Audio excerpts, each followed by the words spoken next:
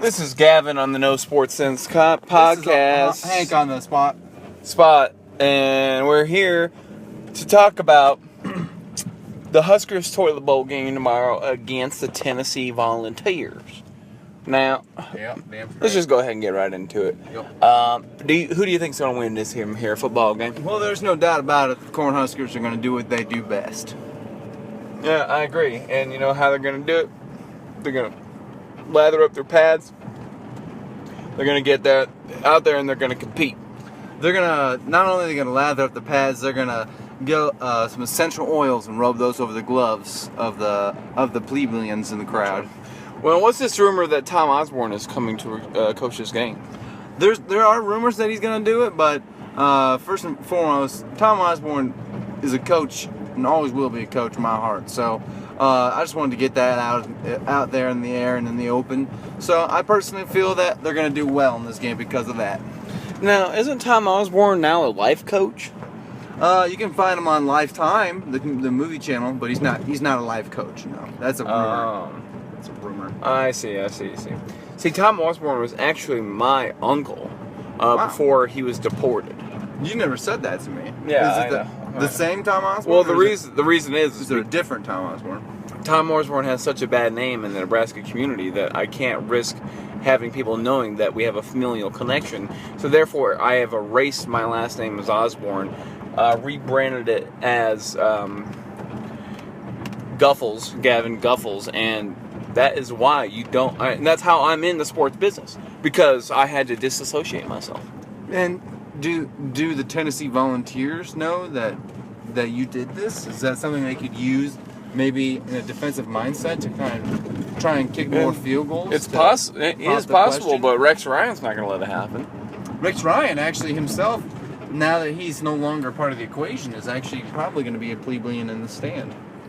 Yeah, but plebes going to plebe.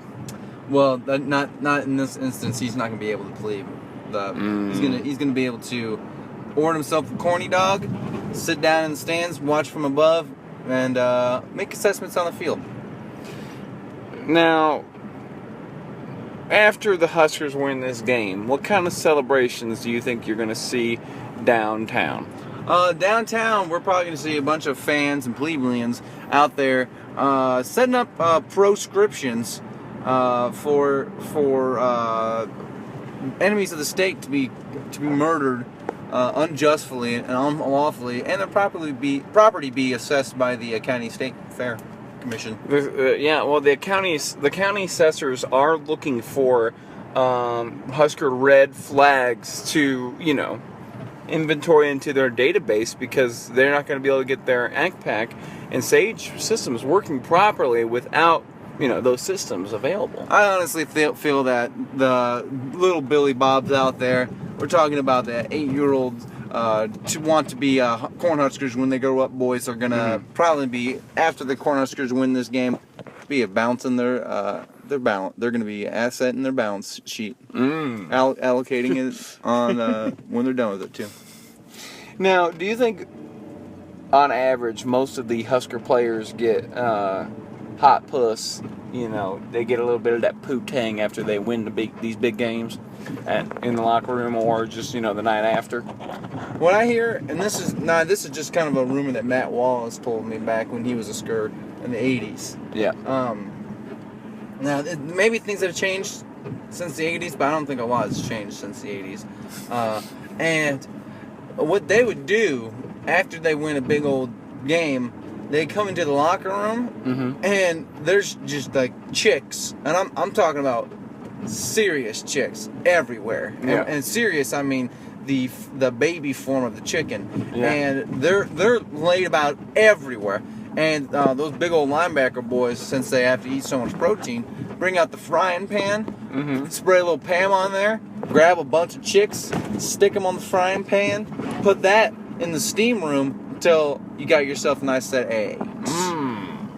Nice. No wonder the big Cornhusker boys were able to take the O-line, the D-line to national aspirations. National championship aspirations. They really bring the O out in the O-line. Now, what is this rumor that they are going to. There's a football player on the Huskers getting engaged to a Harvard graduate. I never heard anything of the sort, and as far as I'm concerned, if schools are having interracial marriages of schools between one school and another school, that ain't right.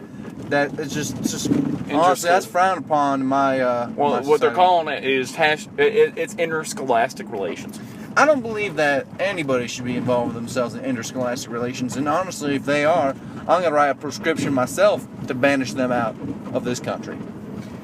Well, as far as banish, I'll take a banister any day of the week. I'll make a banister that says you're banished from this city. Yeah, as a matter of fact, that's the kind of foundational principles that the Husker program was built upon.